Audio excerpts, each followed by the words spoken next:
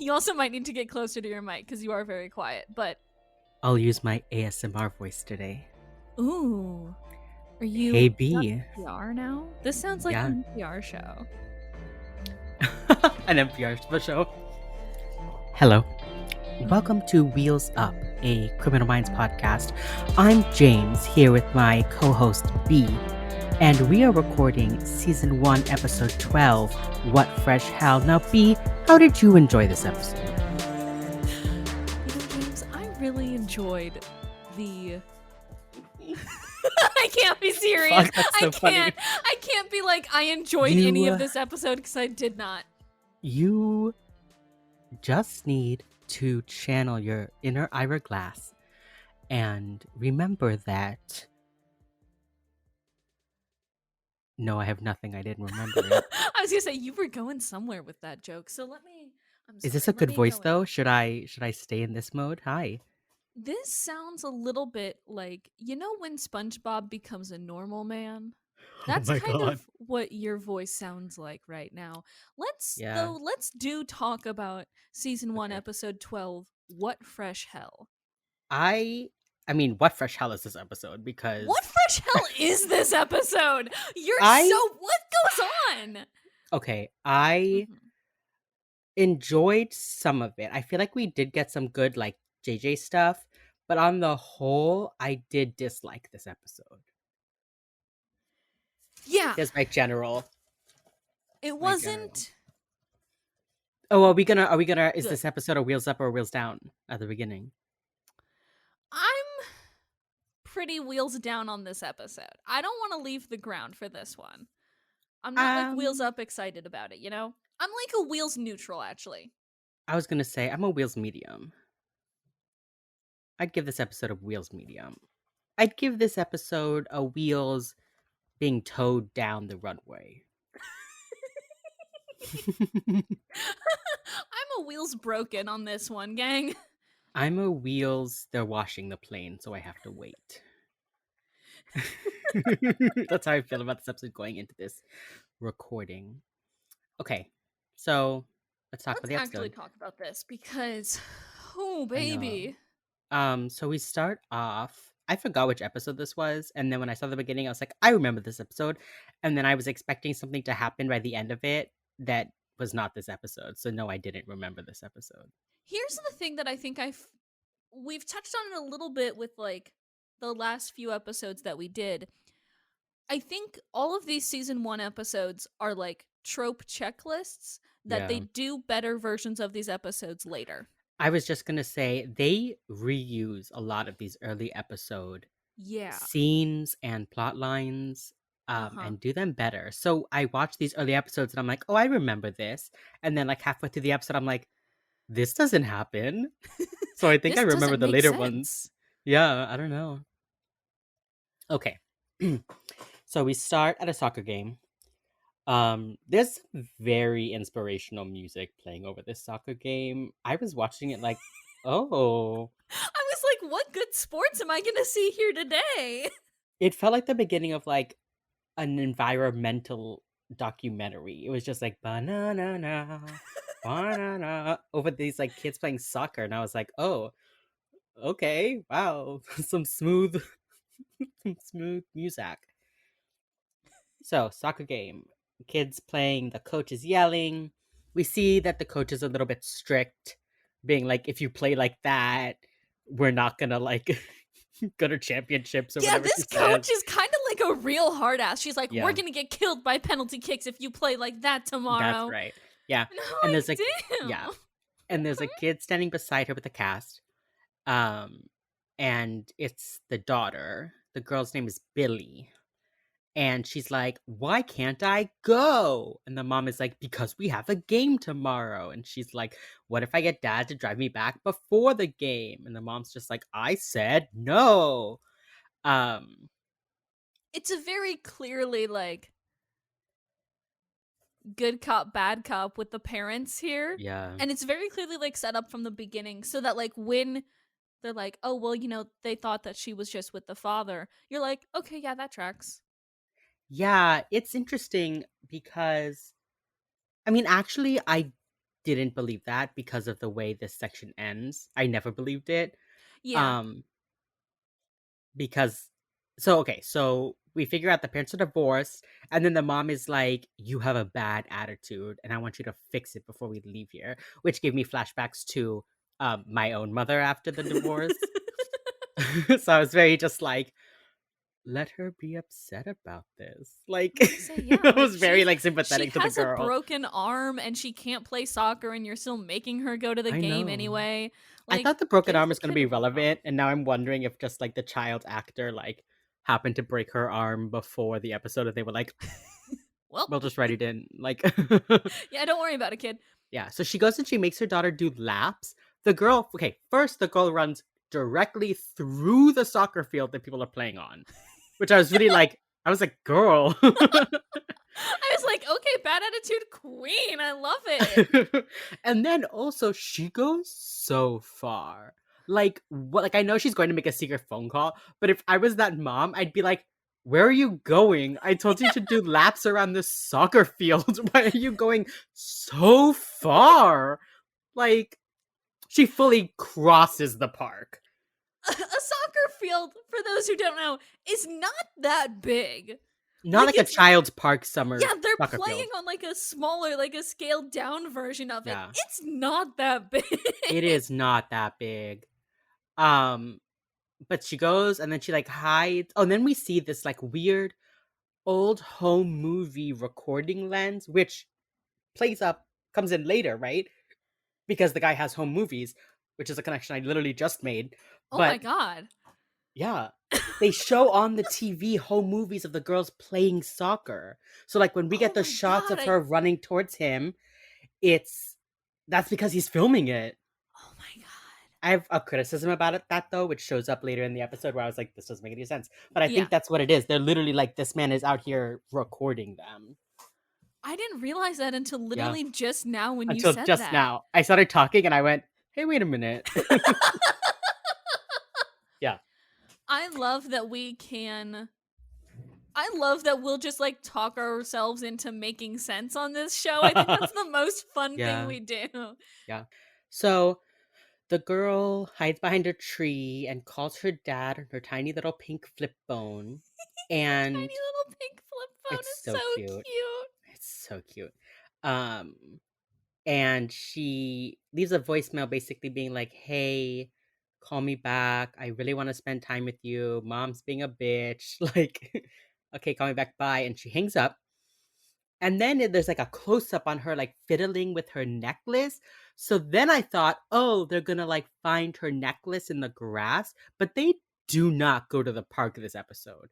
They also keep showing this one kid who's hanging upside down, and he is not anyone they talk to in this episode. Like, this They is what we're talking about with Chekhov. Like, don't spend like 15 seconds showing me this girl's necklace for it not to be important. Don't show me this kid staring at her and watching her walk away and then not have him come up again later. Like, literally, what is the point of that? it's a weird choice that they make with the B-roll this episode, and especially this early on. Yes. Like, Like we it's just weird. we have the one thing we have been consistently praising Criminal Minds for is the setup and the payoff of certain things, right? The gun in the guy's briefcase, Hotch's ankle gun. Like, we have been praising this. This episode, they went, hey, you know that thing you thought we were good at? We're not. What if we say no? Yeah. So, so the guy comes up and you can see that he has the leash and she's like, oh, we'll help you get your dog back. I just lost my dog. I I understand know what how it's it like. feels. I know how Yeah. it feels.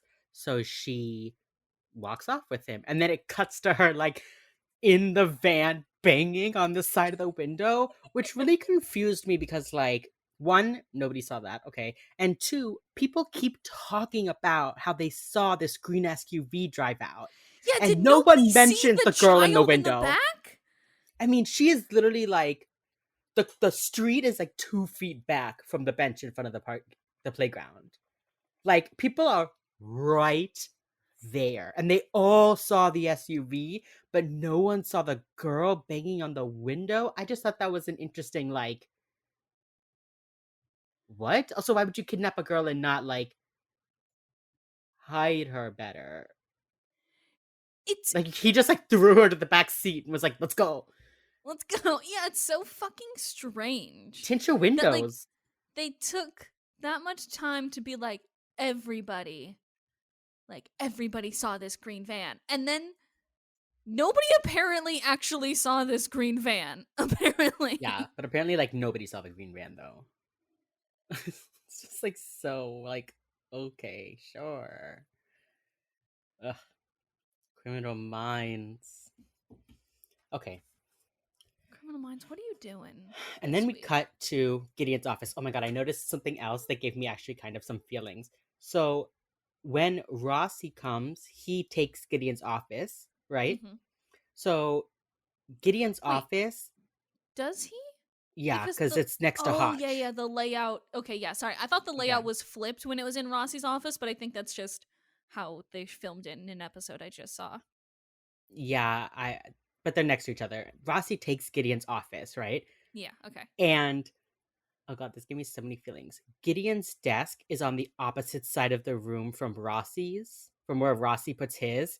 And I was like, oh my god, what if they have like designated like sides of the room they like their desk on from back in the day when they started and they had their like desks up against each other. So now they like always sit on that side of the room. And I was like, oh my god, best bros.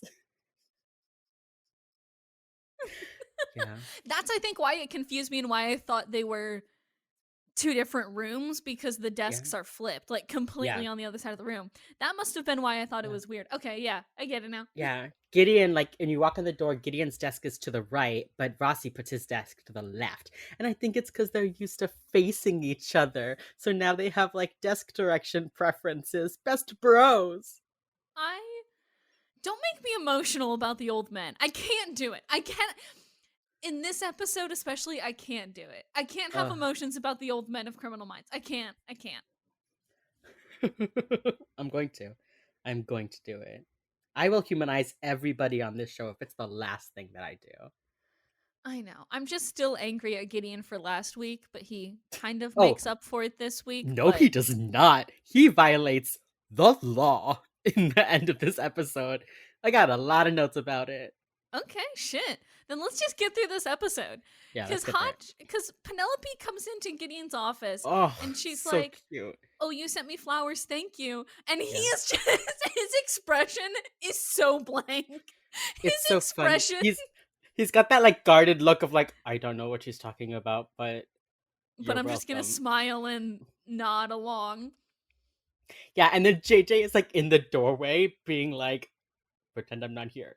Pretend I'm not here. Like so She's funny. standing there for a while For too, a long time just being like, what is happening right with a now? missing child's case. She is waiting her Oh, I turn. didn't even think about that. They like have a time limit and she's like in the doorway, like, I'll just let them finish.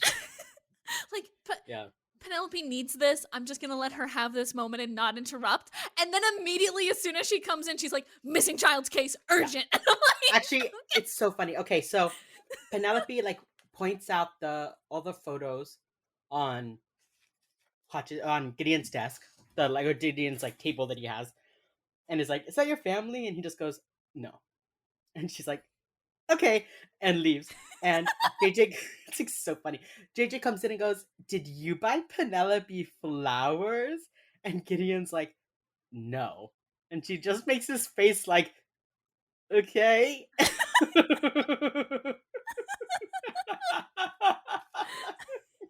it's just the beginning of this is just It's like, what's this happening? wasn't meant to be comical, and yet, I this is I think this is Criminal Minds hitting its stride. That stride that we talk about where they get that like half crime show, half workplace comedy. Like we are getting into the like every single one of these nerds is so socially awkward, but they're so socially awkward in their own very specific ways. So like their awkwardness like clashes with each other, you know? Like yeah, Penelope's too nice. Gideon doesn't understand the kids. Reed doesn't get like social niceties. Morgan like doesn't understand when people are like mean to him.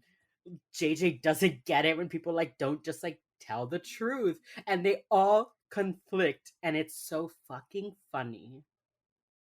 None of them are on the same page ever for all 15 seasons. No one's ever on the same page Ever. ever. Nobody ever knows what's going on. They're all in different television shows for 15 seasons. Okay. Oh, I did like the cut they did here. So JJ goes, "Okay, well, we've got a case." And Gideon goes, "What is it?" And then it just cuts to the briefing room where JJ's explaining it. They Yeah, it's instead a of like, nice like trimming the yeah. fat, saving just a few seconds. Yeah, like when they like, they're doing the kind of like close up shots. Here's JJ's face, Gideon's face, and then when he asks that, it switches back to JJ, but she's in a new room and now she's briefing them, and I really liked that transition. Oh, and so JJ's handing out the files, and Hotch reaches for one, and JJ just passes over his hand and gives it to Elle instead. Like he's talking and he like holds his hand out, and then he's like, ugh, and then he like holds it out again for her hand. Fuck, it was funny. I was like, yeah, JJ, give it to Elle first. Misandry is so cool, gang.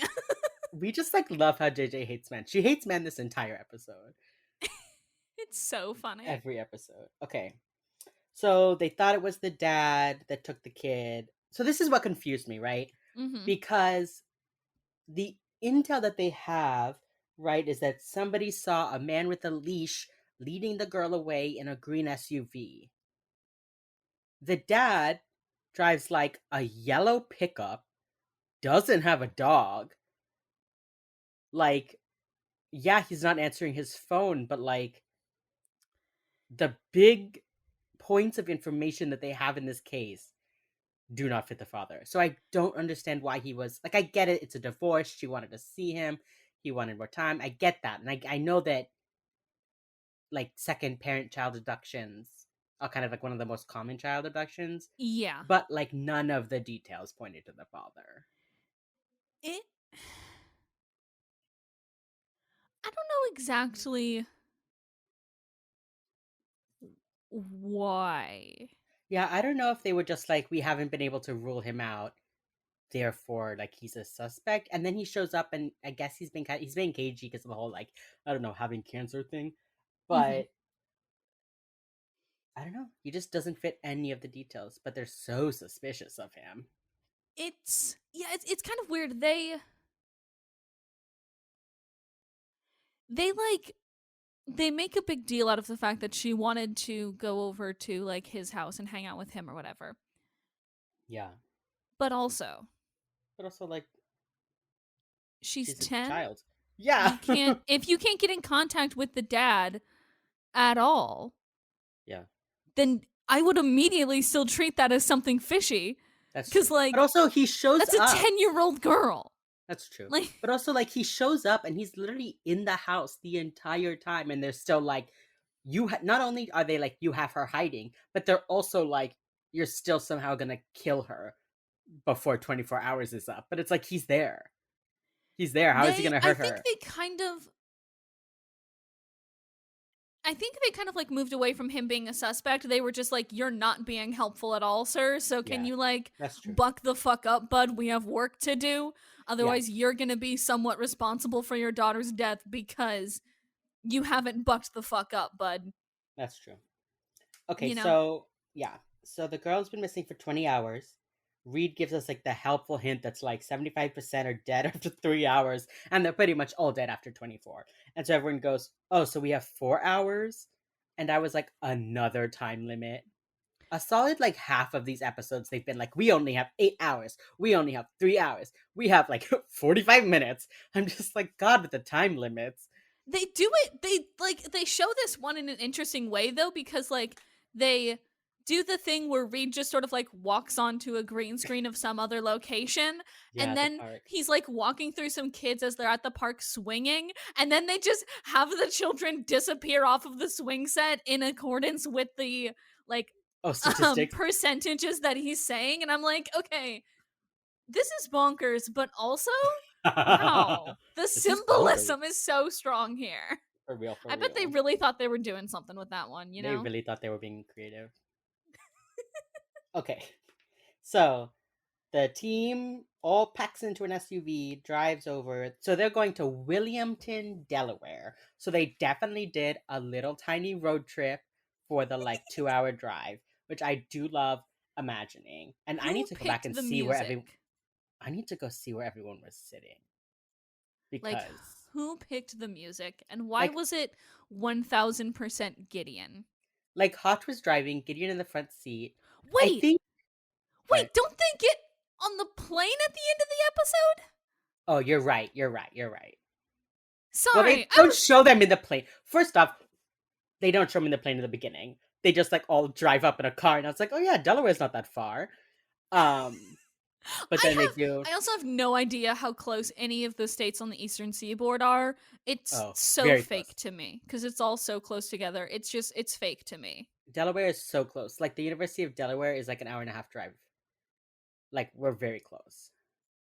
Okay. But they also like take a plane to Baltimore. So it's like, okay. We're just They destroying the just environment. That's fine. Who cares, right? they wanted the plane so that they could play cards at the end of this That episode was and really not cute. have it be weird. They're just like in a tiny car playing like I Spy, Yeah, somebody and has that's how like the a episode little ends. somebody has like a board on their lap in the middle of the back seat. Fuck, Everybody's that's playing cards funny. around them. Oh, fuck, that's funny. That's the show I want to see. Gideon, JJ, Reed, and Elle get out at the Copeland's home. Hotch and Morgan go to speak with the director. The detective. Oh my god. Can you read your own handwriting? Yeah, but my brain doesn't do words so good sometimes. That's probably a bad thing to realize as we're 20 minutes Doing a into podcast. recording our podcast. Yeah. Episode 12 of our 324 episode podcast. Yeah, literally. Perhaps. We have so many episodes left, James. Oh, well, maybe by the end of it, my brain will talk. Good. Okay.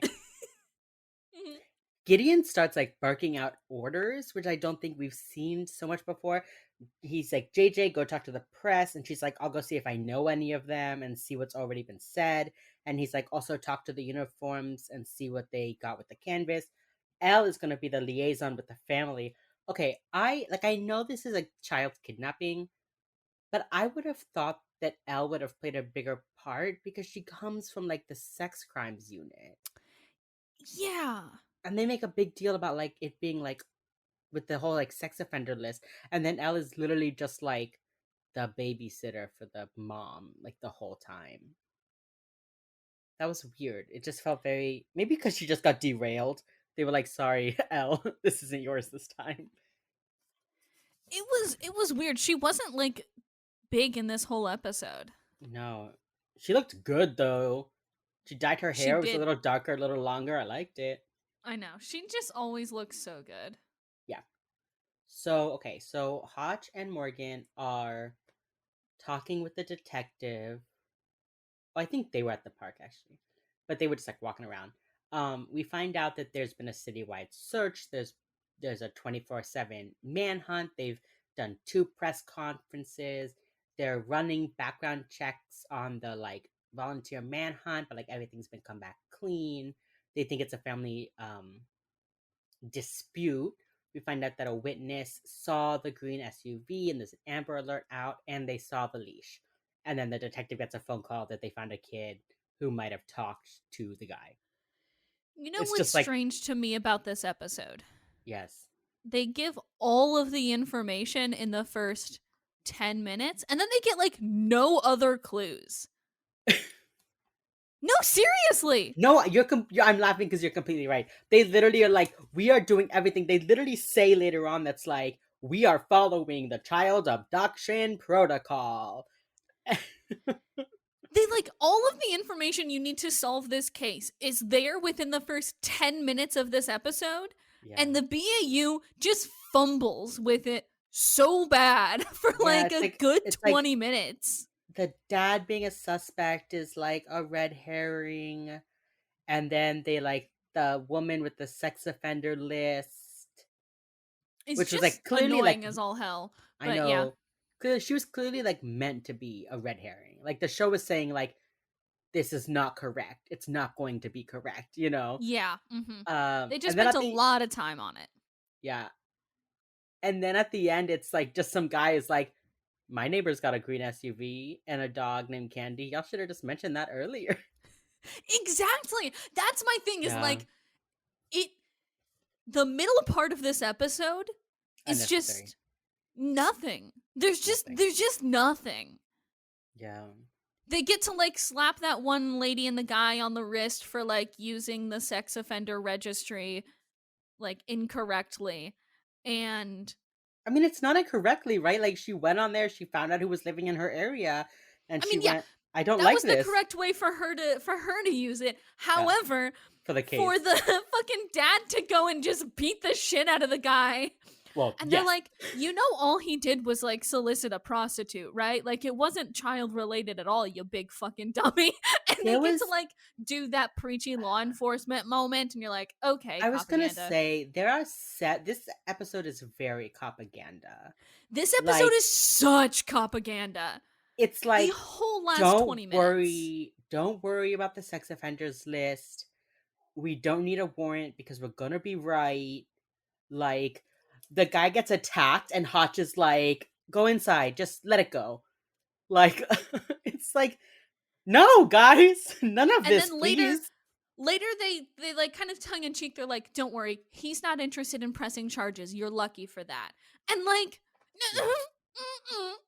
mm. Yeah, let's keep going What the because fuck? Yeah, this let's is just a keep going because there's a whole lot of this middle part of this episode that's just propaganda. I know wild. the middle parts are done. Okay, so they go through the girls. Gideon is like going through the girls' bedroom. It's so fucking pink. He sees Painfully like pink.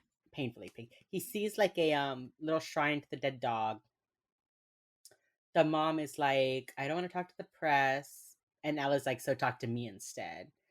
And the mom says the mom and dad have been separated for over a year. The divorce has been final for like 6 months. She's had a couple of dates, but like nobody has come to the house. The dog died because it got hit by a car 2 weeks ago. The dad made the shrine. The dad's a cancer survivor. And the mom is like, I get that he's trying to live his best life, but like we still have responsibilities. That was in like 10 minutes. They were just like, here's the family's backstory. Yeah, they really just like front load all of the information. They give us so much information that is pointless to solving the case. The only thing they use to solve this case in the very end is that fucking green SUV they mentioned at the beginning, And the and dog then named sort Candy. of the dog thing a little bit. Yeah. That's it. Yeah, they added this whole like B plot line of like the divorce because the dad has cancer and his cancer's back and he doesn't want to tell anybody. Which should make sense. Let's talk about this for a moment. Mm-hmm. This is kind of jumping ahead, but here's Mm-hmm. what we find out. That so the husband had cancer. Mm-hmm. It went away, came back, it went away again. He asked for a divorce because he did not want to watch his family die. But he didn't want his family to watch him die. Yeah. But the wife let Billy, the girl, think that she asked for it because she didn't want her to hate the maybe dying of cancer father. Which Which, is, I sure, think, fair on the mom's part yeah. of And like, like I when the don't want girl's to make older, my she can daughter. like Yeah, I don't want to make her hate her father in like what could be his last days. right. But they do think the cancer's in remission. So the mom's point of view is he's running away from the family. And his Mm-hmm. point of view is I don't want my loved ones to see me suffer. So that's kind of the family dynamic. And then we find out that his cancer has come back. And the reason his Mm-hmm. phone was off and it took him so long to get to the house is because he was in New York at an oncologist Mm-hmm. talking about cancer, his cancer. Um, and then the wife sees him taking the medicine and realizes that's why he's been so distant and why he's been shirking his responsibilities. And then at the end, Ella's like, I think they're going to stay together. is that good or bad? And Gideon's like, trust me, it's good. It's always good when they stay together. And as a child of divorced parents, fuck you, Gideon. It is not good. It's not. I mean, in this case, I think 50-50 because they did still love each other. There were like Mhm. circumstances. But I don't like the implication that Gideon is like, my marriage failed and my child didn't like me for a while. Therefore, all divorce is bad. You know? Yeah. Yeah. It was just a weird take for the a weird stance for the show to take on divorce. A weird, like, pro-nuclear family kind of thing, you know? Yeah. It was just weird. Like, I also thought that one was weird, but my parents just got divorced like last year. So Oh. like I'm a full ass adult and I just like don't know how I feel about it. So I was like, this is just a weird comment because I have very recently been around divorce, right? But the fact that you're also thinking it's weird makes me think that that was just a weird comment overall. My parents got divorced when I was 9. And I mean, obviously, it was very rough. And I did sympathize with the mother in this because my mother definitely like struggled with that. Like, I have failed as a woman and a person because my marriage crumbled, kind of thing. Yeah. Um, so I get it. And I sympathize about that with her. And I do think she made the right choice letting the daughter be angry at her because, like, if the father had died, the daughter would have been like in a good place with him. And then when she was older, the mother could be like, hey, I want you to like understand this, the real situation of it, like, or not, and the daughter would get over it or something, Yeah. Um, children are resilient. It's just fucking divorce. I just like hate in media and then therefore in life when people treat divorce like it's some sort of moral failing or like it's gonna wreck a child. Like I was in AP English and one of the kids was literally like, you know, I heard that divorced kids like do worse in school. Like that's why there aren't any divorced kids in this class. And I was like, my parents are literally like divorced. What are you talking about? And I just like hate that perception that like if your parents get divorced, like people break up. Like I know they have kids, but like relationships end. People break up. Like just because they're like they have to do more paperwork for it doesn't mean it ultimately isn't just a fucking breakup, right? Yeah, that's literally it. And I get that if you like involve God in your marriage, it might mean more than that. But ultimately, it's like we did the paperwork, we broke up, and now we gotta undo the paperwork. Yeah, it's like, oh darn, now I won't get as good as tax benefits as I have Uh, been. And it's Darn. hard. Breakups are hard. But like Yeah. I don't think divorce is any worse than somebody like if you dated for a year, you've been married for 4, you get divorced. It's not any worse than someone who's been dating for 5 years and then breaks up, you Yeah. know? It's the same thing, but there might be a child in the mix, so you got to make some different choices. Like I just dislike that this episode was like think of the children, don't get divorced. It's also like if one person cheats, then you're like, okay, well that's not a moral failing on the other person's part. Their partner Right. was just kind of a fucking dick, and so Right. they should get divorced. And Go also, you. Like it's just so like people get divorced for so many reasons and like right. sure maybe this father just like really needs to go to therapy so bad to like deal with his shit and Yeah. like I get that, right? Men go to therapy. Men go to But therapy. also wow, treating that like a moral failing of anybody's part and being like it's always better if they stay together at this point. No, it's not. You're probably a pretty shit partner if all you can think about is your family is constantly watching you die. And Like, also, he lives 15 minutes away. Like, they didn't get divorced and he fucking ditched. Like, the yeah. daughter still sees him all the time. They spoke like he had helped her make the shrine in her room for the dog, and that was like Yeah. 2 weeks ago. Like, the Like, difference is they don't live in the same house. And, like, they talk about how it was suspicious that the father didn't fight for custody, but one, he's literally terrified he's going to die of cancer. Why would he yeah, fight for custody of a kid if he could just like die soon? Right? So one, I think that's actually very responsible on his part. yeah, If he if big wor if his if the father is like, listen, I know that my cancer is in remission. I also know that it could come back, and the third time I might not make it. I don't want to be responsible legally for my child, but I would like to still be in that child's life and have a good relationship with her while I can. That's fine, dude. Why does Criminal Minds hate like responsible people? It's also like, I mean, it does a very similar thing later on when JJ gets pregnant, and they have this whole backtracking where she's secretly been dating Will for a year, and that's why she's pregnant, and then they like don't get married, but like she agrees to let him live with her. And like the whole time JJ's like, I do not want to be part of a nuclear family. And Criminal Minds said, fuck you. If you're pregnant, there will be a man in the picture. Criminal Minds is like very that, you know? Yeah. Criminal Minds is Yeah. so like pro nuclear family, it makes me a little fucking sick sometimes. Pro But I think that heteronormativity. just, yeah, I think that just falls in line with it being Yeah. propaganda. Yes. All right. Now that we've had that, well, that'll take some time out of some future discussions. Okay. The dad shows up. Everyone's like, "Why the fuck did you have your phone turned off?" And he's like, "I'm sorry." And the mom's like, "What if our child had gotten sick?" Which I I understand you want to be able to reach the other parent, but like Mhm. the mom is completely capable of taking that child to the hospital, and then when the dad's phone turns on again, he can But help. also, currently her child is missing. But her child So, is currently missing. I yeah, understand. like it's not like a what if she was sick and didn't want to reach you. I think this was just her being like, "Hey, the worst thing that could possibly happen is currently happening. Can Yeah. you maybe have your phone on like a responsible adult?" I And also like very yeah, fair. yeah. I also like don't understand why he wouldn't tell them he was out of town.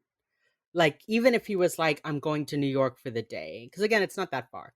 But like the daughter is actively being like dad is going to come pick me up from here when he is out of town. Yeah. That was something else. I was like he could like be lying about the reason. Maybe the mom thinks he has like a secret girlfriend or something, you know? It doesn't have to be like totally red herring on this dad. I don't know. I didn't like the way they handled a um I don't want to say broken family, an atypical familial arrangement. I don't like the Mhm. way they handled that, you know. Okay. Then though, we get JJ being a boss ass bitch. Okay, first off, it's our bi-weekly JJ outfit check-in. Yeah. How's the outfit looking this week?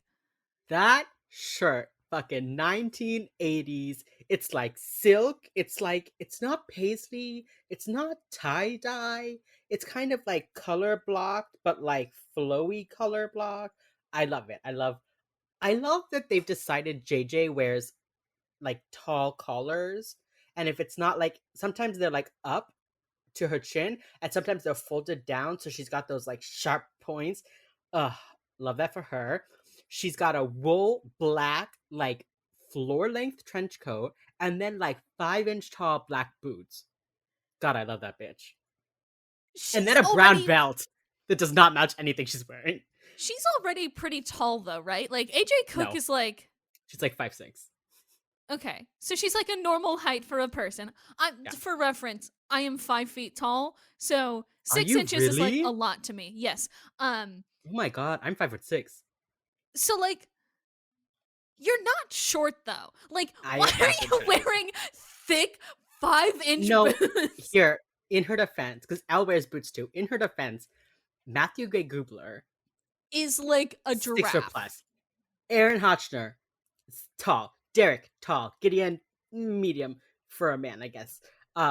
So even if JJ like is average height, there are pictures of her where she is standing in the group of them, and her head is like chest level with every man. That's fair. Men on you TV know, are always so fucking tall. I know. Sometimes they're really short, and then they wear platforms to feel better about themselves. But That's just in comical to me because I've never once worn platforms in my life and I'm 5 feet tall. I used to wear when I wore heels. I used to wear like a 6-inch heels that made me 6 foot, and I Oh loved my that god. shit. Yeah, that was my jam. Um, now I have a tall wife, and I'm the short one. There's a 7-inch height difference between us. There's the height of JJ's heels between us. Between us, you can stack that Yeah. heel on your head or on your foot, either way. I do like though that like sometimes later on she'll wear like stilettos. I think on days when they're going to be in the office the whole time. But she is wearing they're like chunky heels, more like they're These are much practical taller than they heels. need to be. But they're boots, so they're not ankle turners, and they're thick, so she's not like seeking into grass. So I think she could run in them if she needed to. So Hmm. I do give her that, but she looks real good in this episode. Okay, we get the classic hair tucked behind her ears, but then like the back part like coming forward. So she's got like the smooth and then the long. That doesn't make any sense. I'm making hand gestures, but I know. I if you're listening to this, you're a JJ lover and you know exactly the hairstyle I'm talking about. Classic JJ. I like that you're assuming that everybody who listens to our Criminal Minds podcast loves JJ Yeah, because I like am. statistically there's probably some folks who are just like ambivalent on JJ or who don't like JJ but still do like Criminal Minds they and they put do up with our listen to us. Yeah, exactly. They put up with us and uh, our bi-weekly JJ outfit check-ins. But they're they just just put her like in the most bonkers things. I they don't really do. understand.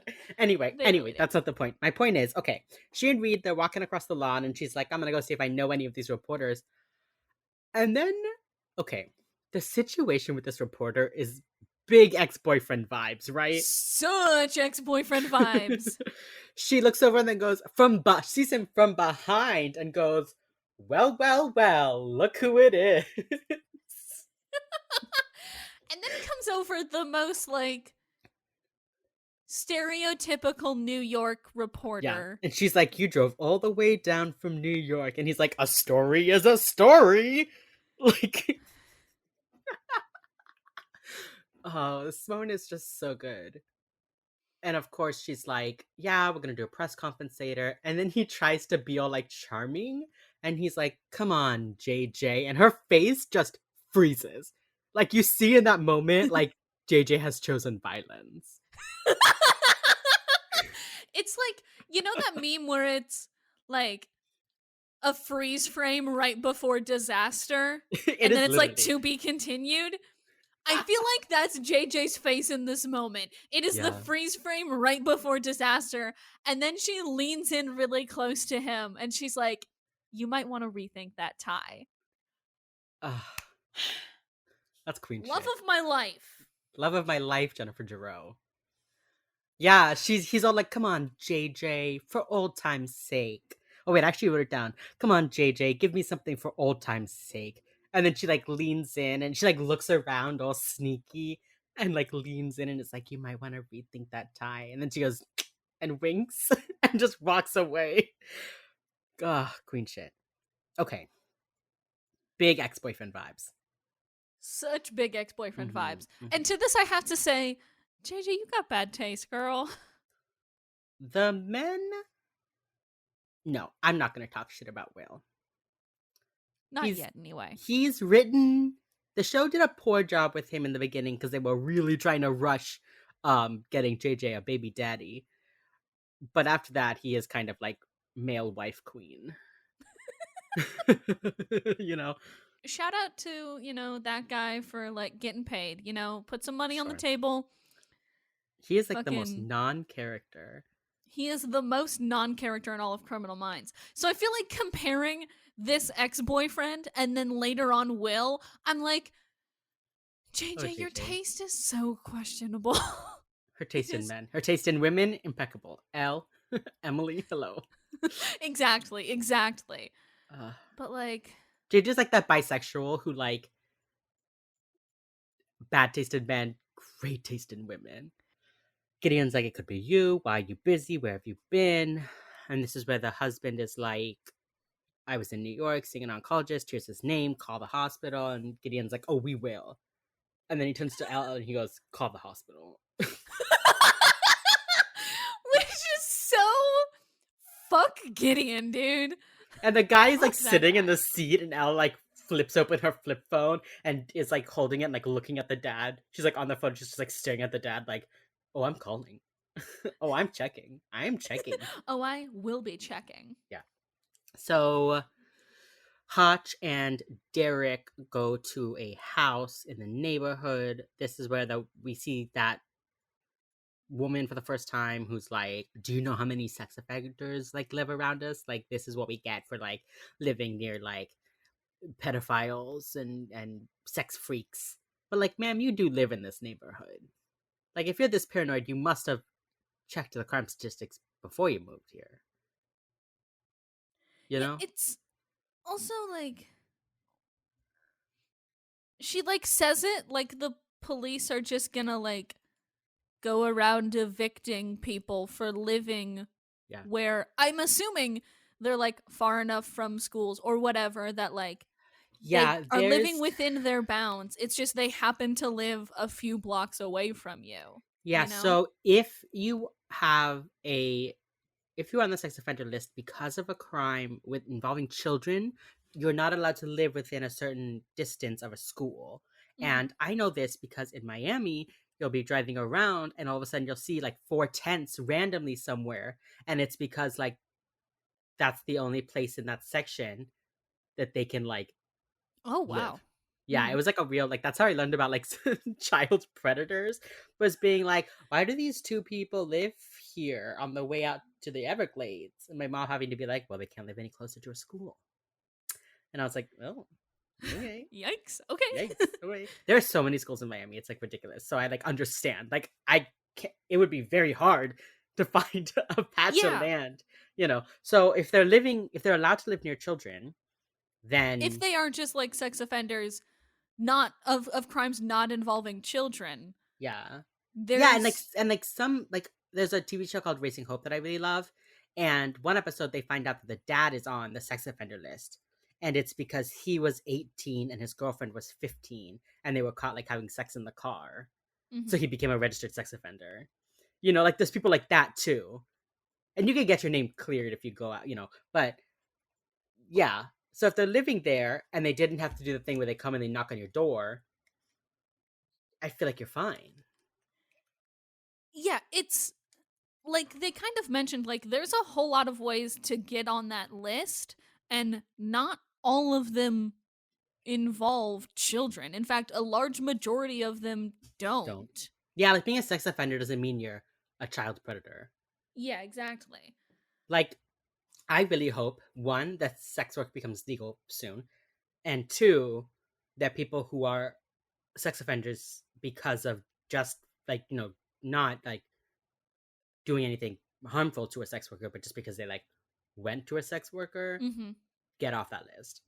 Yeah, because they this is something that comes up in this episode where this lady later on comes up to the house and she's like, "Here's all of the predators or Yeah. here's all of the," she like says it very accusingly like, Mm-hmm. "Here's all of the predators that live in the neighborhood."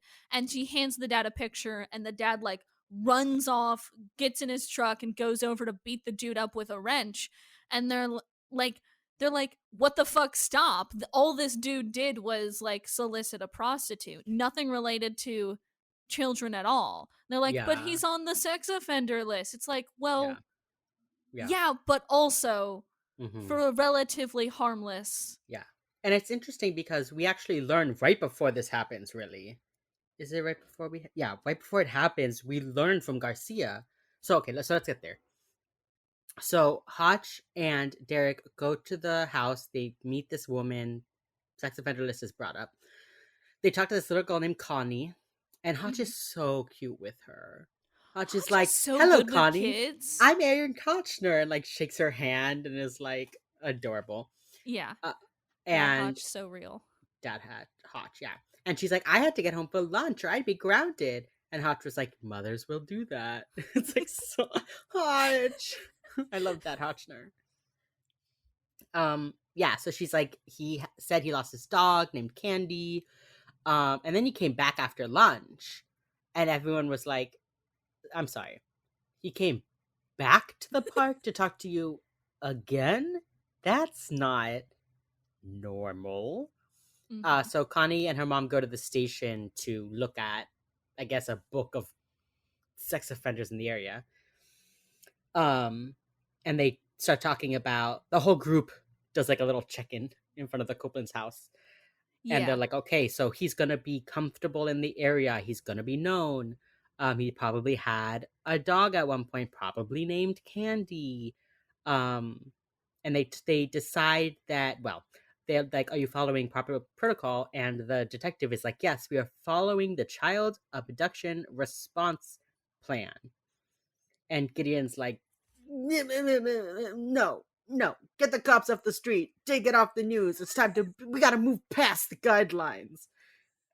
I want everybody to know that James just did the funniest hand motion No, known to man, and it was such a Gideon hand motion. it's like crab hands above the head. You're just, But like vaguely Italian, like kind of just like hey. That's what he was doing though. He was like hands in the air, like we gotta move past it. We gotta go. We gotta we gotta do move it. past the guidelines. Yeah. Yeah. So he's like, JJ, gather the reporters. He says Uh, gather up these clowns, which I think is yeah. so fucking funny. I bet JJ walked right up to her boyfriend and went, "Come on, clown!" Like, I just love the fact that oh, I love the fact that reporters are so important to so many of the cases that they do. And yet, and yet, Gideon is like, fetch me the clowns! Get me Pagliacci! bring in the clowns. Fetch me the Where court are jester, the please! Jingle clowns? jangle your way in here. Like, what the Jingle, jangle, sadly, right? fuck? Yeah. So, okay, here's the thing, though, right? They don't show up again for so long. He's like, "Hey, Yeah. JJ, go get the reporters," and then like it cuts to them giving the profile to police officers. So I was like, then why are we? We don't need to mention like we don't need to mention the reporters because I thought we were gonna go see the press conference, but it was not. So Yeah. they're giving the profile. Here we go. Um, time restraint. Cancel the Amber Alert. No police. Um, I wrote pedophile montage. Oh, because they have Garcia then looking up sex offenders in the area. Right. And it's like Derek being like, hey, can you dig a little deeper on these? And she's like, dude, there's like Right. nobody convicted of child sex crimes like Yeah. in the area. They say like it's gonna be his first time abducting. Um, I forget why they said that. Because he came back to the park, I guess. Right, because it's close to home. There's gonna be a ton of porn in the house. He probably has or had a dog named Candy. He's not gonna inject himself into the situation because he's like skittish.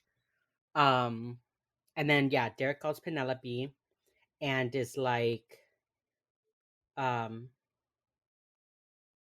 "Hey, baby girl, find me those sex offenders." And she like tells him about the flowers and is like, "Are you jealous?" And he goes, "Garcia, sex, fenders." Yeah. So there's no level 3. There's 2 level 2s. One is 6 miles away, one's 9. None of them involving children. And then there is a level 1, 1 mile away, who is the guy that hired a sex worker. Um, so we find that out before anything happens. We like know there's one in the area. Mm-hmm. Um, and then we come back to the house. Elaine, the mom, sees the husband taking meds, realizes he's got cancer.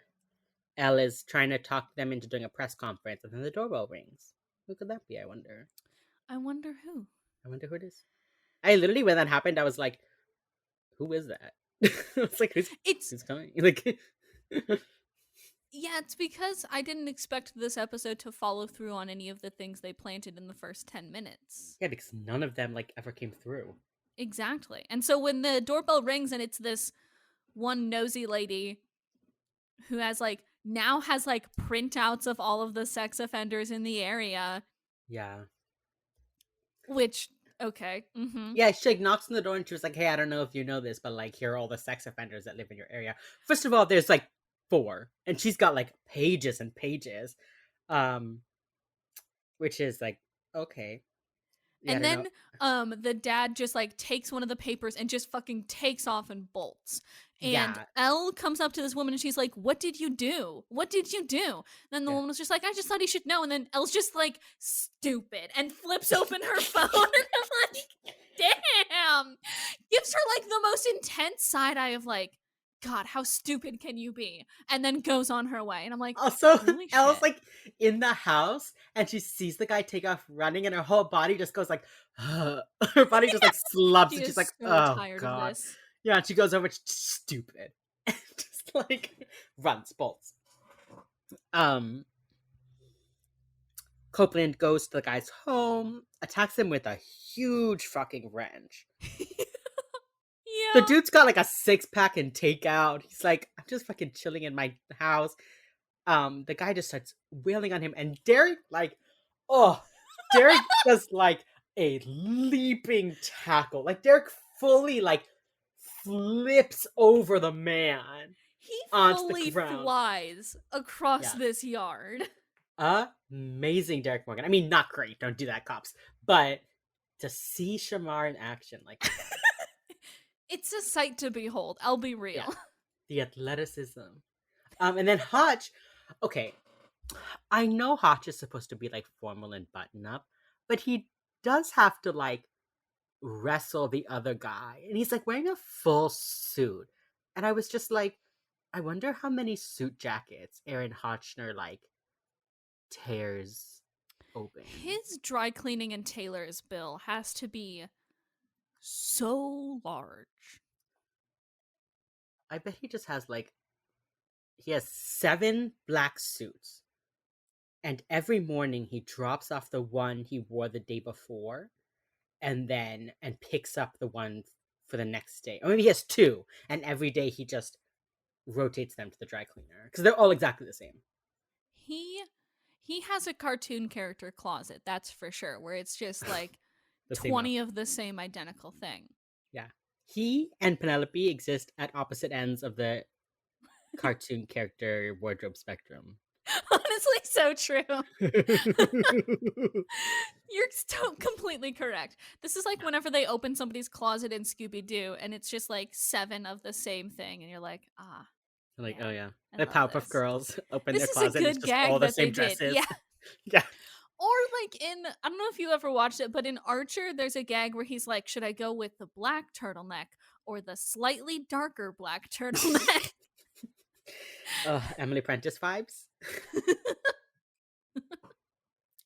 Okay, so Hotch gets the other guy and is like, let it go. Go into the house.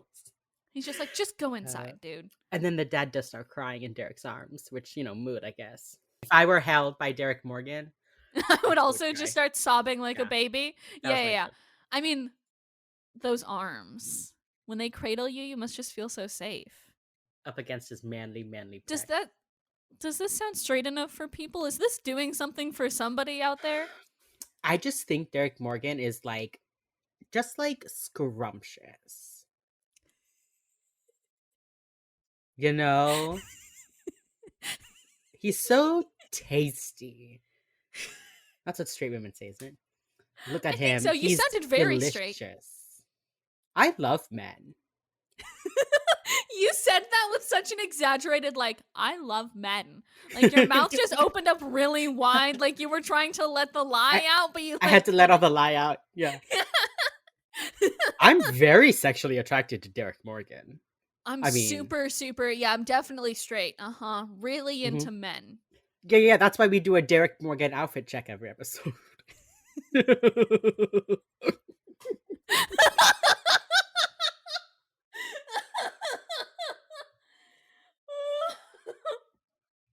Okay. Can we talk about not men now? Or can Yeah. we talk about the men in a different scene now? Yeah. Let's talk about not men. Reed, Gideon, and the detective, whose name comes up probably once. I do not remember, and I apologize to her for that. But I am also calling the parents the mother and the father. So, Yeah. okay, so they're in a car, and this is actually a very cute moment. Gideon is like stranger danger is the worst thing that like ever happened. And Reed is like, oh, they used to come to our school, Officer Smiley and his like coloring books. And I was like, okay, Reed, hell It's yeah. like it's one of those moments where you remember that Reed is like a good 20 to 30 years younger than Gideon is. Yeah. And you're Gideon like, is like, I yeah. was already running the BAU in the 80s, and you were like literally probably 9. Like You were 9 years old in high and school, but learning also about 9. stranger danger. But basically, the whole point here that Gideon's trying to make is like, this is one of the most damaging things we've ever done for child abductions because stranger danger is like people being taken by strangers is 1% of kids that are taken. The majority, the vast majority, are by people they know. So we taught kids about the dangers of one type, but we left them more vulnerable to the other Mhm. 99. And Yeah, so that his whole point is like, we've been wrong about the playbook before, so all we can do is just try and be better this time. that's true. I would like to say though that in this episode, she is taken by like a strange man in the park. Like he is 100%. Most violent crimes, sexual assault, all that kind of stuff, kidnapping are done by people and I get that and it is an Mm-hmm. important point to make. But like she was kidnapped by like the most stereotypical man pretending to have a lost dog in a park. Yeah. So like Yeah, exactly. it's a good So I don't point. know why Gideon had his little monologue here. I mean, I guess because he's like in the neighborhood. Also, like, I don't know my fucking. I mean, I could like by sight, I know some of my neighbors. The one that live on my street, not the ones that live 2 miles away. Like, I'm sorry, they're not your neighbors. I'm trying to think. I live in an apartment building, and I'm trying to think of the first names of any of my neighbors. Oh, I could not tell you. I mean, I I live in a know house. I could not tell you. I know one because I it is a friend from college who referred me to this place. Like that is the only one of my neighbors that I know by first name or even like by sight. I don't know most of them. Yeah, I mean, I understand that like it's like a suburb. There's a lot of moms home in this, middle of the day. Oh, it could be a weekend. The kids are all playing basketball together with only a couple of parents there. So I get that this is like a community. But if like an Yeah. adult lives alone without a kid, even if he's the most social person, like the moms of the area are probably not going to know him very well. And they talk about Yeah. like he does solitary activities like mowing his lawn and like working on his car.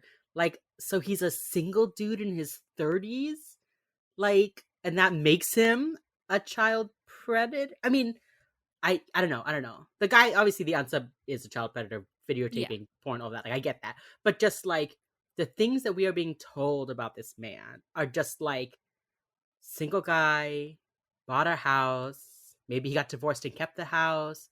Maybe he bought it to find a woman and start a family. Like, but he just like owns a house and takes care of it, and therefore, Yeah, it's just like lawn maintenance is a solitary activity, I guess. Like, but also like okay, it's weird. not because the whole reason he gets found is because one of his neighbors is always talking to him about his lawn. He Yeah. never And has like crabgrass. That's the whole thing.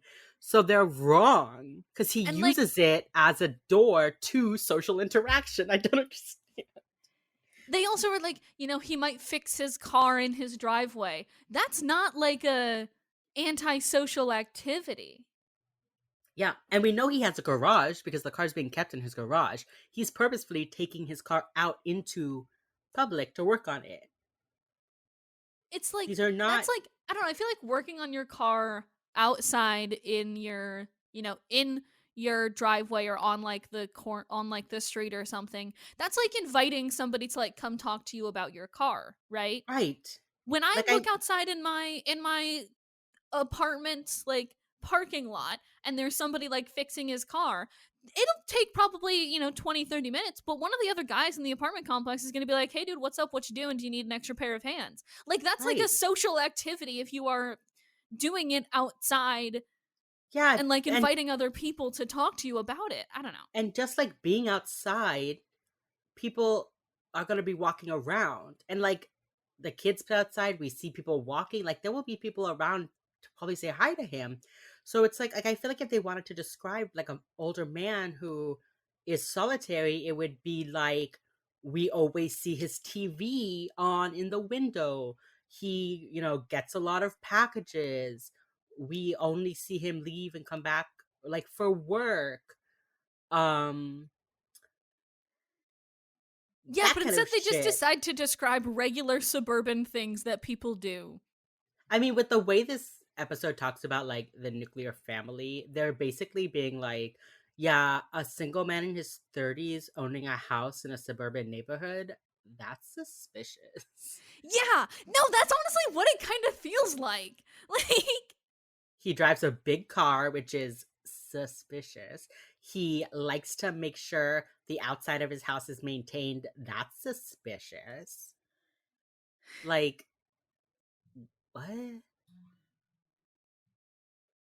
Also, they say that like he's usually home, and then that day, like all the lights were off, so like looked like he wasn't home, and that's why they were really surprised. But like, I don't know. I I don't know. people Like like if you're work from if their you homes. if you're suspicious because you haven't like seen this guy all day, then he's not that solitary and secluded. You're used to seeing him around. Like half the profile is like you're gonna know who he is. You're gonna talk to him. You're gonna see him walking his dog. You're gonna see him like talking to the kids, but also solitary, no friends, always home. It's like you kind of both. I don't think this episode My rating on this thought episode is gonna be so low. about what it was saying at all. You I went know? from fucking wheels medium to fucking wheels in hell. Yeah. As we're talking more about this episode, my wheels are going down and down further. This episode really makes my wheels go down.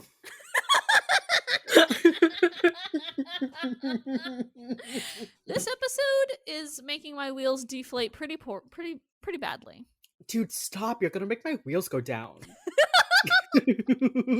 I hate this. Okay. Um, okay.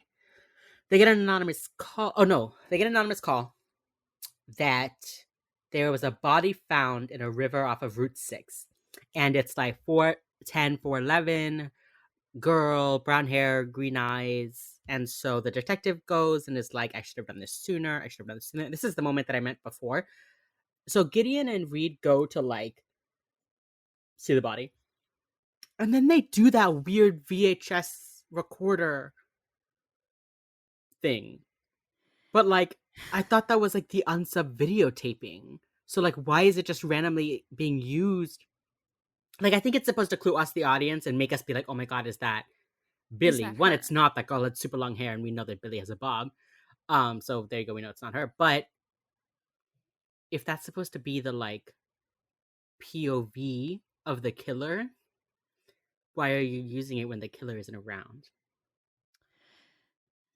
And then later on, when they find the killer's house and they find like the home videos, then it's like a whole thing. I don't know why. Yeah, I don't know. I don't.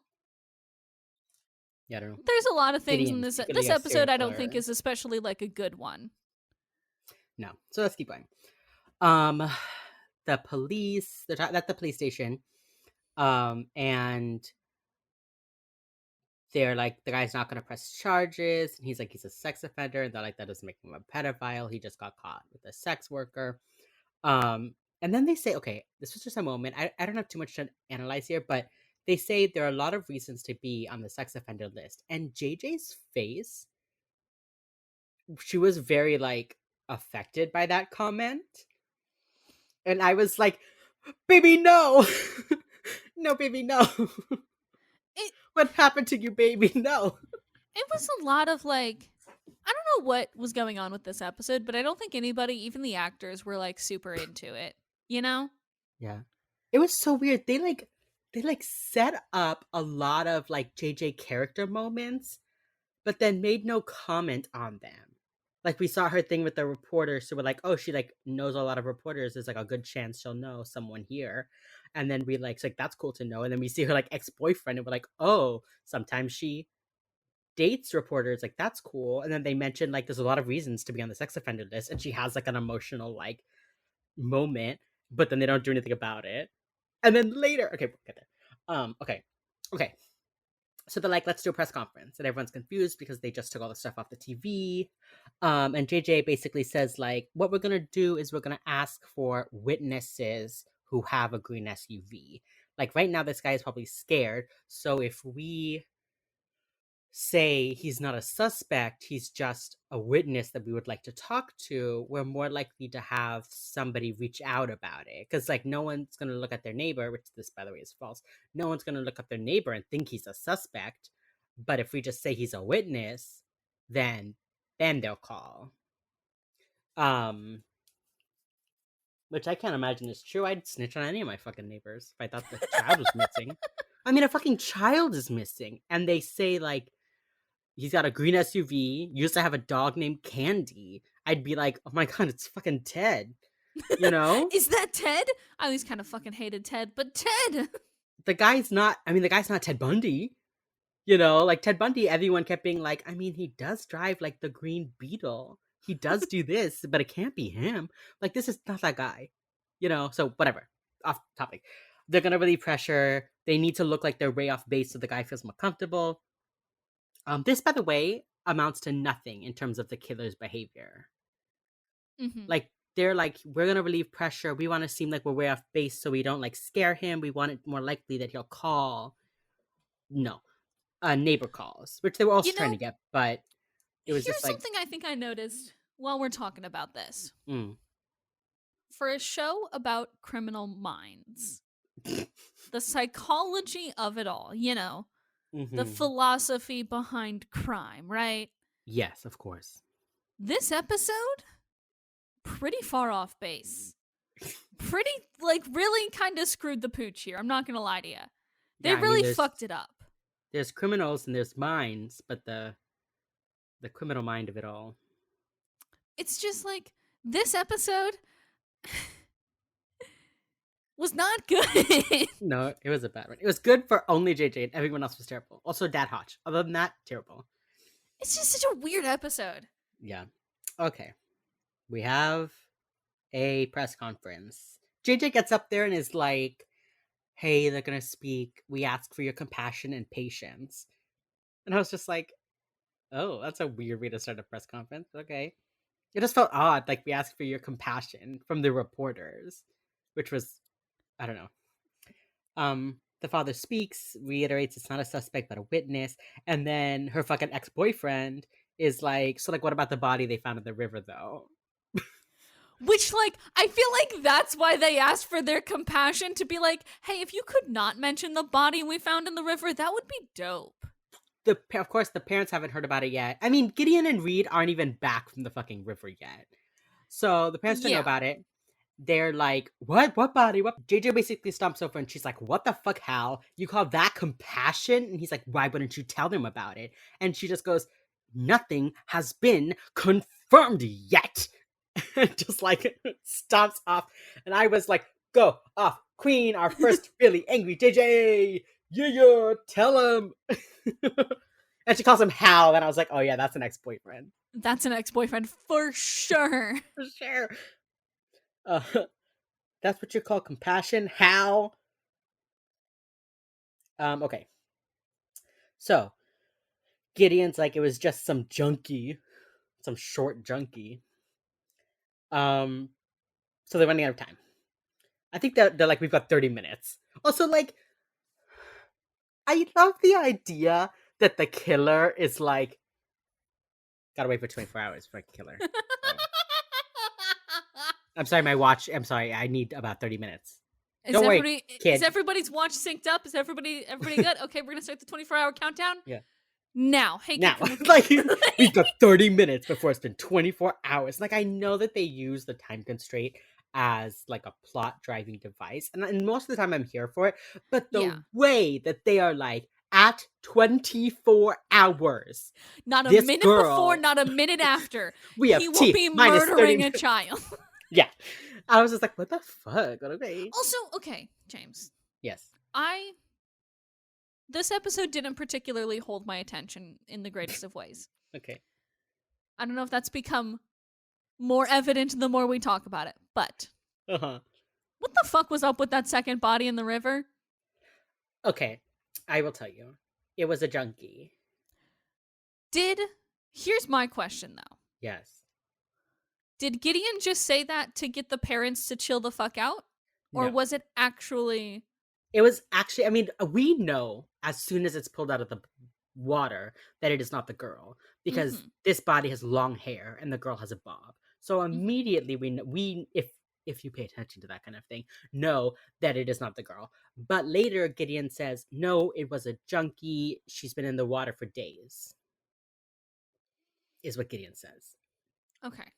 Yeah, so it's This is not her. again, we talked about it.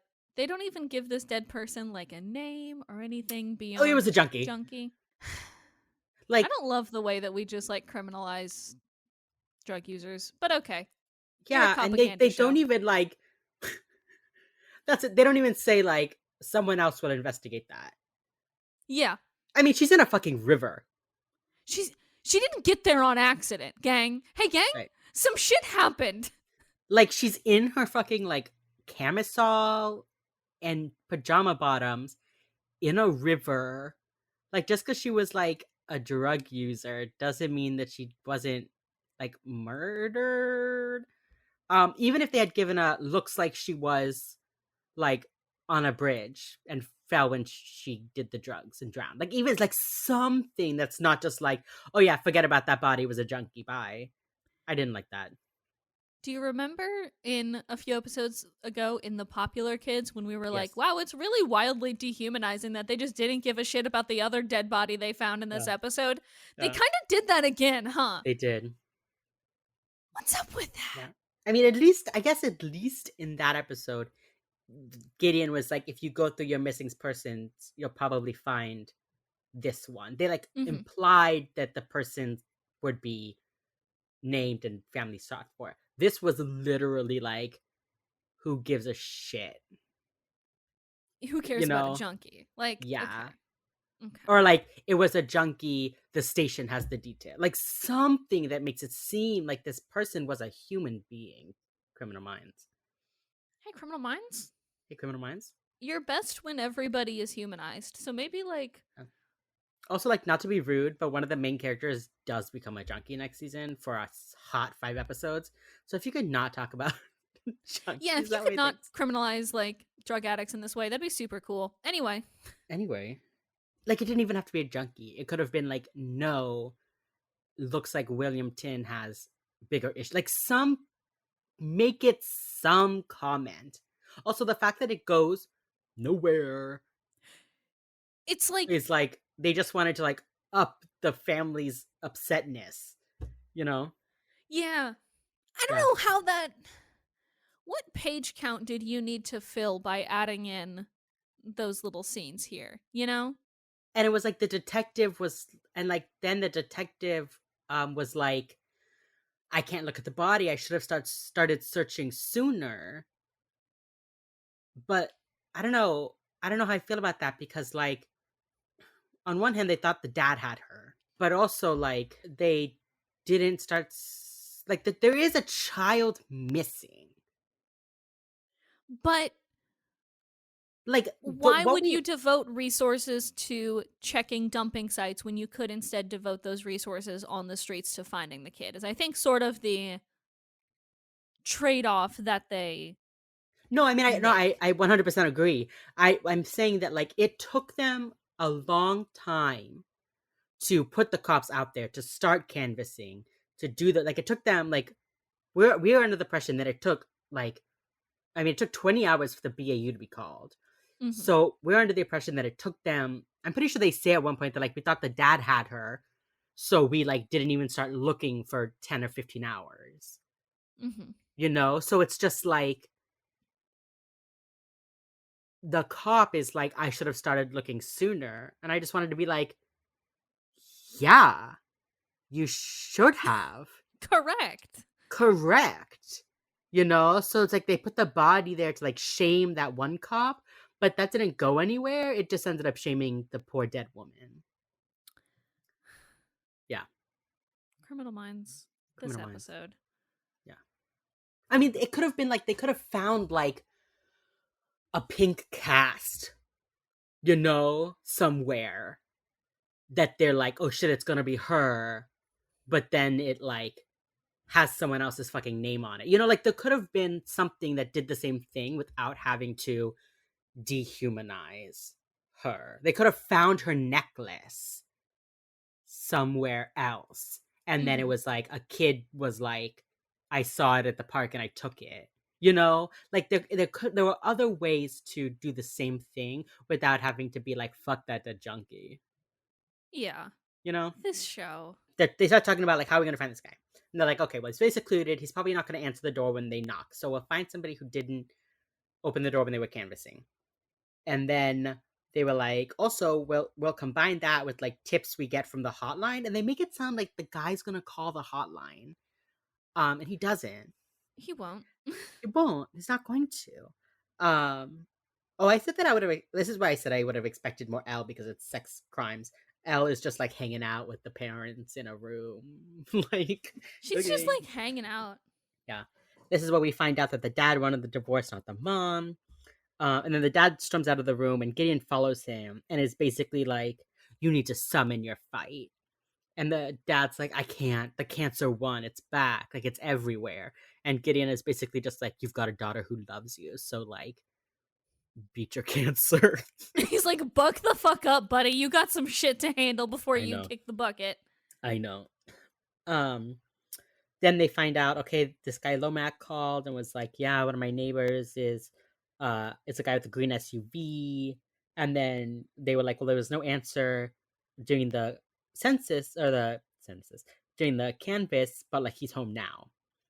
And so they go to talk to Lomac, and he's like, wow, you guys are fast. I know. I love that part about the old man. They're like, wow, you guys are really quick when you're looking for an abducted child. I wonder why that is. Like, Yeah. hey? And poor little white girl. The guy's name is Don Curtis, the unsub. He has a green Explorer. He goes to the park all the time. He talks with this guy about his lawn. And he had a dog named Candy that died. Um, and Lomac is like, yeah, he's the guy way at the end of the street. And I was like, you go all the way to the end of your street to talk to a man about his lawn. I thought Like, it was like right next door. no. He's like, yeah, he lives at the end of the block, is what the guy says. That's so fucking bonkers. Again, not your neighbor. Not your neighbor.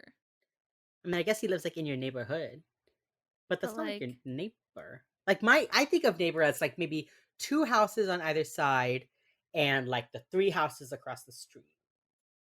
Like that's who I would think my neighbors are.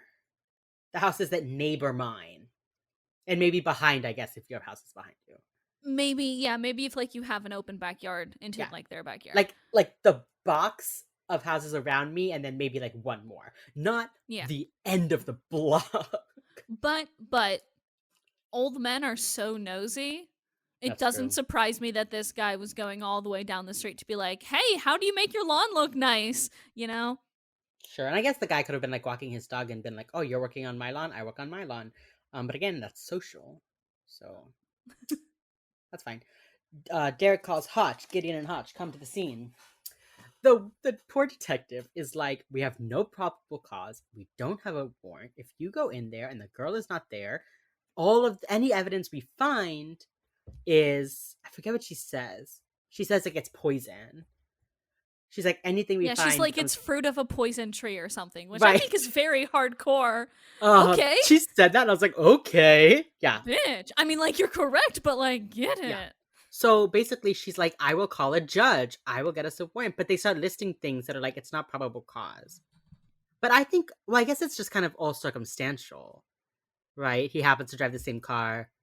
he happens to have a dog named Candy, but that came from a child who, Might not you be the know, most reliable witness, yeah. yeah, and then like no one can like really put him. The child can't even identify him, so can't even put him there. But Like just because he didn't also, answer the door, but also, it's a lot of we circumstantial have to evidence. know how law enforcement works. This is a 10-year-old little white girl in a small town in Delaware. Yeah. That judge is going to sign whatever fucking paper you put in front of I him. know. Just give the woman a second. Gideon is literally just like step, step, step, step, step, and bolts to the house, and everyone's going, Gideon, Gideon, and he like picks up a potted plant, smashes the window, and everyone's like, Gideon. But then, of course, once he's like opened the door, everyone's like, okay, FBI, guns up, like whatever. And then, they go inside. They're doing like flashbacks to Billy's room, because so you know why Gideon is upset. And then he like grabs the guy and like puts a gun to like his forehead. Yeah. This is an unarmed man In his own home. in his own home. So right now, we do not know if this man has her, right? We So do this is not. an unarmed man in his own home. You haven't knocked. You don't have a warrant. There's no non-circumstantial evidence. But Gideon is like, fuck you, I'll find that child. And then, okay. And then he goes, tear the place apart! Um, Gideon which they just do. has the biggest, like, grandpa yells. I don't know I how know. else to describe it other than grandpa yells. What's the make? What's the make? Yeah. So they tear the place apart. No girl. And Gideon is like, you found something on the computer? And Mead goes, yep, deviant photos and cartoon drawings. And Gideon says, okay, call Garcia, have her shut them down. Shut down the sites. That's on the sites. I think the implication is supposed to be that it's child pornography, but Yeah. nobody has said that. You can't just like call the FBI and be like, you need to shut down Pornhub. I don't like it. So I know I get it that it's supposed to be children, but it really sounds like Gideon is like, have Garcia shut down the porn. Shut it down. Shut down all the porn. It doesn't fit with our nuclear family thing. Please shut it Yeah. all down. So poor Derek, is like watching fucking the home videos. And then there's one video they don't show us, which I'm very thankful for, where you just hear Yes. the man's voice being like, you know what I'm gonna do if you resist. And everyone's kind of like, ugh. But there's no sign of the girl anywhere. So we cut to Hotch outside. The guy's like in the car, they're on sub. And Hotch goes over, opens the door, and is like, tell us where she is. And he's like, do you have a warrant? I didn't see a warrant. And Hotch is like, tell us where she is. And he's like, I want a lawyer. And Hotch goes, listen, if you call a lawyer, we won't be able to talk to you. And I just wanted to be like, yeah, Hotch, that's the point. That's why he's calling a lawyer, Hotch. Hotch, yes. Hotchner. That's the point. Weren't He's you like, a lawyer, Hotchner? Aaron Hotchner, yeah, bruh. So he's like, we won't be able to talk to you. We won't get your side of the story. We won't find the girl. Don't you want to help her? Like, it's over anyway. And the guy just goes, can you close the door? It's cold. And then Hotch goes inside and says, like, he's lawyered up. Yeah, no shit. You broke into his house. Yeah, I know. Okay. So Gideon is like staring at this broom, and Gideon goes, he's the man. Which I know he meant like he's the unsub, but it sounded like Gideon being like, he's the man. And Hotch was like, yeah, I know Gideon. But then Gideon's like, no, he's the man. And he like picks up a broom and there's like stuff on it. And then it cuts to like the stuff being on the guy's jacket and he's like, insulation. So he like looks all around and there's an air vent.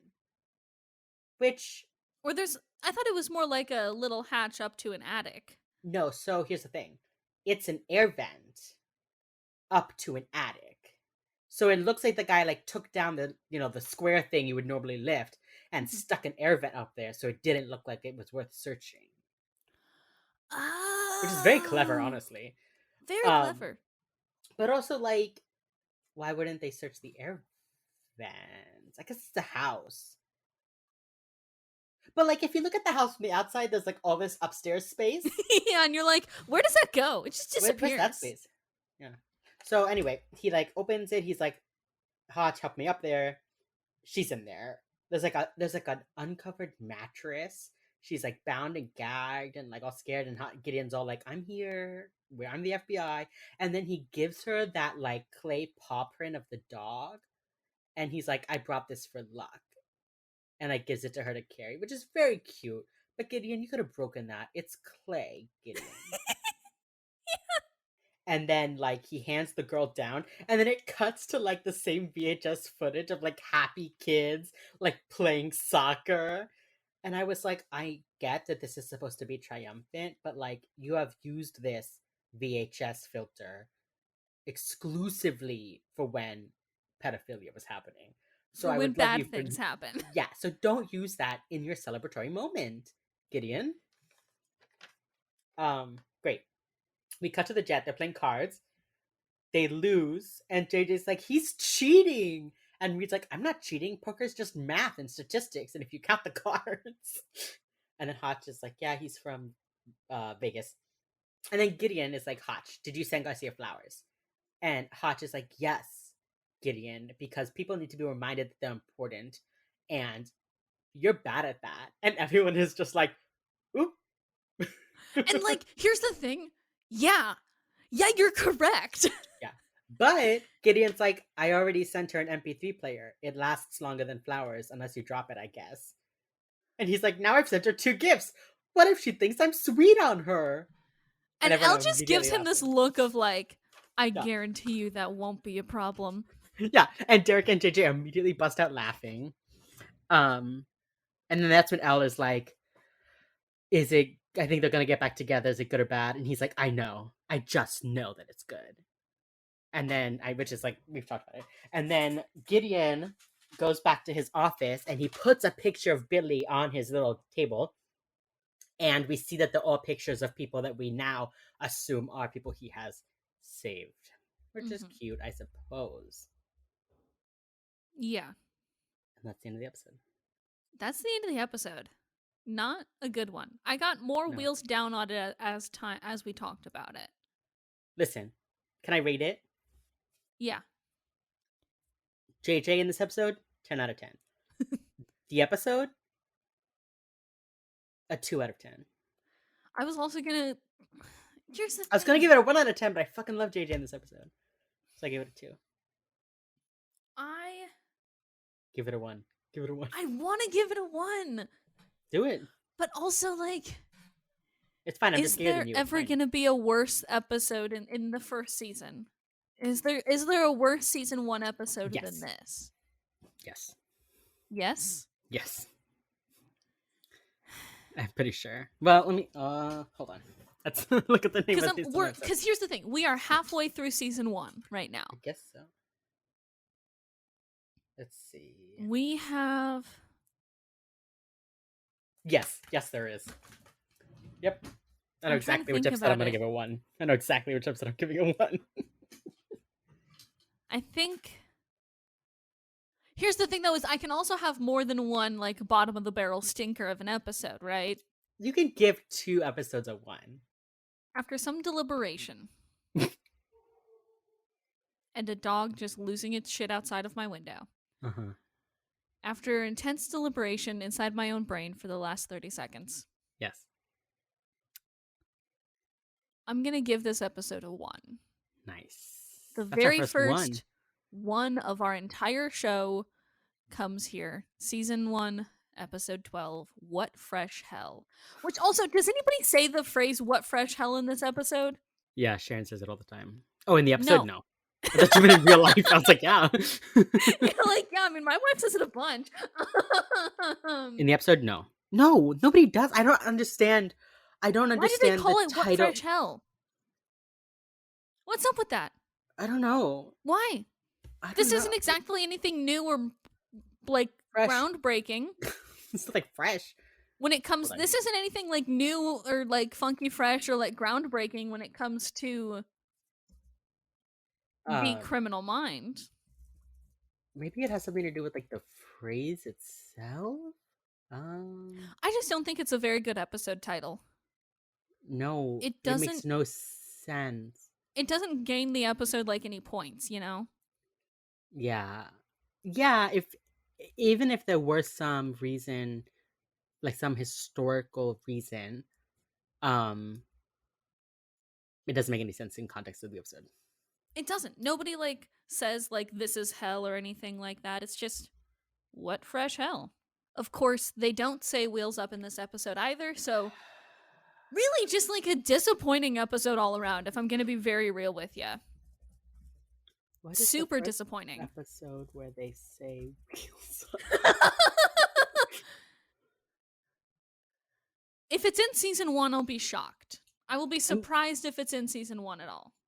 That's it for this week, y'all. Tune in next time where we will be heading into the back half of season 1 with episode 113, Poison.